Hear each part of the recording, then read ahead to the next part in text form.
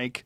And then the fact you got Jordan Jensen in, who I love. Yeah, of course. She's fucking great. I texted her afterwards. I'm like, isn't she great in the movie? She's great. Yeah, I mean, the minute I started shooting her, I was like, oh, wait a second. Yeah. Yeah, it was like, and the first thing I shot with her was one of her sets, and I was just up there with the camera, and I came around in her profile, and actually I felt like I was in A Star Is Born. She looked a lot like Gaga and Ally, like singing Shallow. Oh, wow. I had like this weird moment. I was like, whoa. And then she was just incredible, and then as it went on, she had a larger part of the movie, and then that whole thing when they're talking about the small penis, and we go up to her, and just her writing that down, and she was just so fluid, and I was like, oh yeah, she's got it, man. She's got it. She's great. She's really great. She's a really unique person, like a very unusual person. Like even just talking to her on the podcast. Grew up on a farm with two moms, and amazing. Yeah, she could do anything. I know, and she's so fun. She's fun on stage too. Like she's great. Like very working the crowds. Very smart. Very smart. But like her character, like the way she interacts, I'm like, oh, that's so realistic. Like we should fuck. Like that exactly. Scene. Yeah, exactly. And then you go back to the like East Village or Chinatown apartment. You know, they live in it's all one room. No cameras, no press release, just one sentence that sent shockwaves through sports media. It's all gone. That's what Joe Rogan allegedly said off air, before the clips were scrubbed, before the damage control began, and before anyone in the WNBA was ready for the fallout. Because according to multiple insiders, the shutdown wasn't sudden, it was inevitable. For years, the WNBA survived on a fragile illusion, one propped up by subsidies, selective narratives, and media protection. But behind closed doors, the numbers were bleeding, sponsors were restless, and owners were quietly preparing exit strategies. Joe Rogan didn't sugarcoat it. He questioned how a league could demand exponential growth while actively alienating the one thing that drives modern sports: fans. Attendance was inconsistent, TV ratings spiked briefly, then collapsed, and locker rooms divided beyond repair. The breaking point came when internal disputes over revenue sharing, player branding, and media favoritism boiled over. Sources say several owners warned league officials months ago. If this continues, there won't be a 2025 season. They weren't bluffing. According to leaked discussions, sponsors began pulling back after repeated controversies overshadowed the game itself. Advertisers don't buy chaos, they buy stability, and the WNBA, despite its talent, couldn't deliver that anymore. Joe Rogan's core point was brutal but simple. You can't build a league on ideology and ignore economics. And then came the Caitlin Clark effect. The league had a chance, maybe its last, to unify around a generational star. Instead, internal jealousy, political signaling, and silent resistance fractured the moment.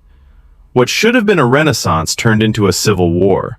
Fans noticed. Casual viewers walked away. And the media?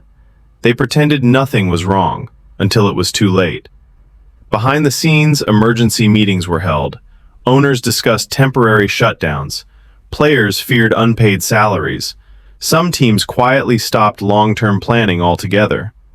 Joe Rogan's words echoed louder with every leak. Once the money's gone, the whole thing collapses. Now, the question isn't if the WNBA shut down. It's who knew first, and why no one warned the fans.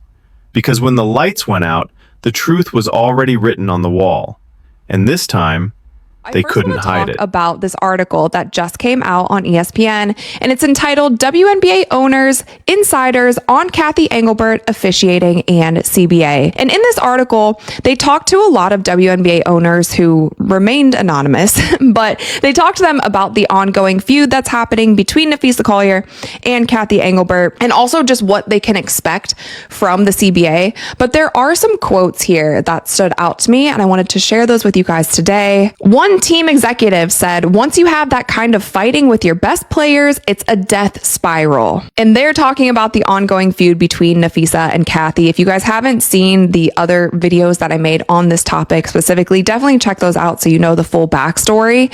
It has been relatively quiet since we last heard from Cathy, since we last heard from Adam, since we last heard from Napheesa. But the CBA deadline, the first CBA deadline, is on October 31st. Now, it is pretty clear that they are not going to come to an agreement by October 31st, and they're going to need to make an extension to that. But it seems like there are some owners who are unhappy with Kathy. There are some owners who are unhappy with what Nafisa had to say and kind of airing out private conversations. One owner said, if I had a vote, I would probably ask for a replacement. Talking about Kathy, it seems unlikely that any major leadership change will happen while CBA negotiations continue, and Engelbert told reporters at the finals she's never been a quitter.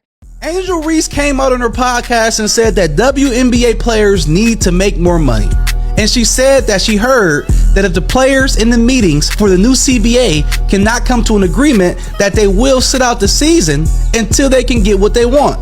Now, when it comes to Angel Reese, she makes $75,000 a year as a base salary. And I've always said, Angel Reese makes more money outside the game of basketball than she does playing the game of basketball. She has a McDonald's meal. I guarantee you that that meal is going to pay her more than the WNBA is paying her to play the game of basketball. So Angel Reese is going to be okay. This fight is probably for other players. But in order for the WNBA players to get the money that they actually deserve, they need ladies to show support to the WNBA players, because not one time in my life have I heard any woman say that she's going to a WNBA game. Not one time in my life have I saw a lady walking around in a WNBA jersey. Not one time in my life have I heard a lady talk to me about going to a WNBA game or buying her a jersey for Christmas. Not one time in my life have I heard them talking about going to a game for ladies' night. They have to have that support from their own if they want to make that type of money. And fellas,